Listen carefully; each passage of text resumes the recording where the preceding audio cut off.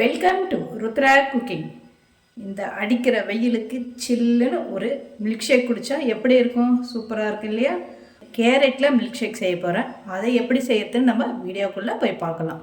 நம்ம milk shake எப்படி செய்யறதுன்னு போய் பார்க்குறதுக்கு முன்னாடி நம்ம சேனலை மறக்காமல் சப்ஸ்கிரைப் பண்ணிவிடுங்க. சமையல் பண்ணுங்கள், ரொம்ப ரொம்ப சந்தோஷமாக இருங்க. இந்த மில்க் ஷேக் நீங்கள் செஞ்சு பார்த்துட்டு எப்படி இருக்குன்னு கமெண்ட்டில் சொல்லுங்கள். வாங்க இப்போ வீடியோக்குள்ளே போகலாம். இந்த கேரட் மில்க் ஷேக் செய்கிறதுக்கு 1 கப் கேரட் எடுத்திருக்கேன், பால் ஒரு 1/2 லிட்டர், பாதாம் பருப்பு ஒரு 15, அதை நல்லா தண்ணியில் ஊற வச்சு தோலெல்லாம் எடுத்துகிட்டு போட்டிருக்கேன். முந்திரி பருப்பும் அதே மாதிரி தண்ணியில் ஊற வைக்கணும். திராட்சை, நாட்டு சக்கரை எடுத்திருக்கேன். இதை வச்சு தான் இப்போ நம்ம கேரட் மில்க் ஷேக் செய்ய போகிறோம். இப்போ நான் ஒரு மிக்ஸி ஜார் எடுத்துக்கிட்டேன். அதில் நம்ம நல்லா துருவி வச்சுருக்கிற கேரட்டை சேர்த்துக்கலாம். பாதாம் பருப்பை ஊற வச்சேன், அதையும் சேர்த்துக்கலாம். ஊற வச்ச முந்திரி பருப்பு இதையும் சேர்த்துக்கலாம். கொஞ்சமாக பால் சேர்த்துக்கலாம். இதை நல்லா பேஸ்ட்டாக அரைச்சி எடுத்துக்கலாம். இப்போ கேரட்டும் நட்ஸும் நல்லா அரைப்பட்டுடுச்சு. இப்போ நம்ம நாட்டு சர்க்கரையை இது கூட சேர்த்துக்கலாம்.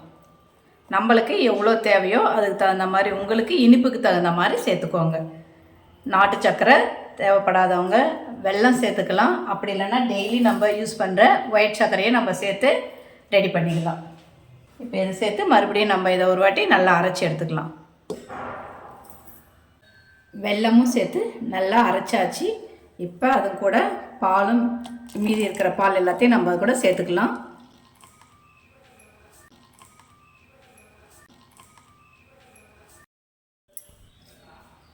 பாலை சேர்த்து நல்லா கலந்து விட்டுக்கலாம். ஹெல்த்தியான சுவையான கேரட் மில்க் ஷேக் இப்போ நம்மளுக்கு ரெடி ஆகிடுச்சு.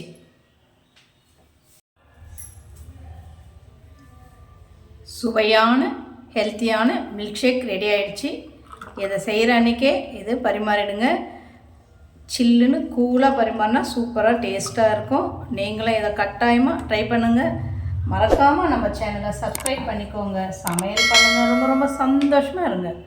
இது மேலே அப்படியே பாதாம் பருப்பை கட் பண்ணி வச்சுருக்கேன், அதை லேசாக அது மேலே போட்டு குடிச்சிங்கன்னா அவ்வளோ டேஸ்ட்டாக சூப்பராக இருக்கும். உங்கள் ஃபேமிலி அண்டு ஃப்ரெண்ட்ஸுக்கு ஷேர் பண்ணுங்கள், கமெண்ட் பண்ணுங்கள். நன்றி, வணக்கம்.